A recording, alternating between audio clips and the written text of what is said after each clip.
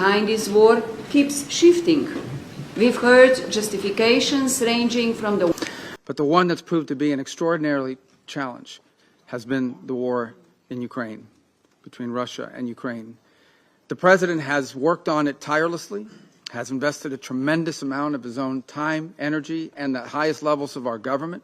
We have had meetings in Turkey, meetings in Saudi Arabia, meetings in Alaska, countless phone calls, doing everything possible to bring this conflict to a resolution and to an end. A war that cannot end militarily. It will end at a negotiating table. That's where this war will end.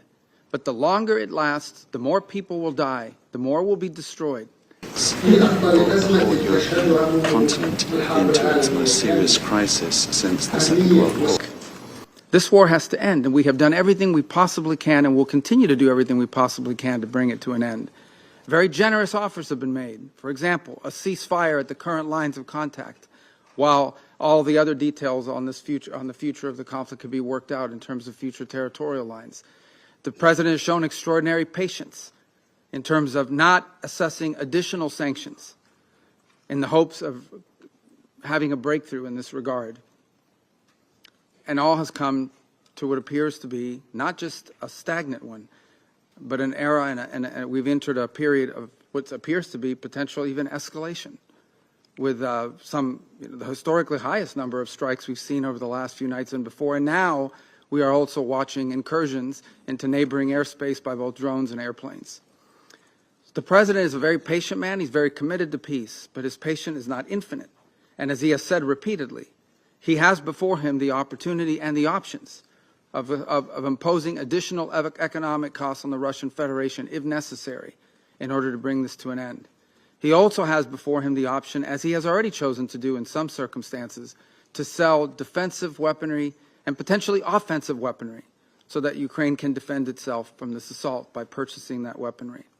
So I'm here to say to the Security Council, the United States remains as committed as it has ever been to a peaceful resolution to this dangerous conflict. But there will come a moment in which we will have to conclude that perhaps there is no interest in a peaceful resolution. And then the President has before him real options, which he intends to pursue, as he has made clear today in some of the messages he has put out.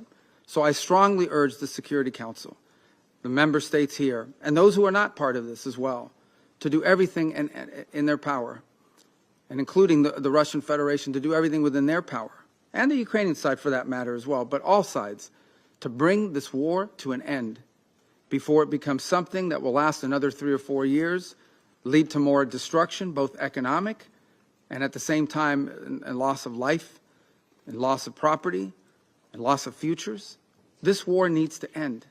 But if it does not, if there is no path to peace in the short term, then the United States and President Donald J. Trump will take the steps necessary to impose costs for continued aggression. Thank you.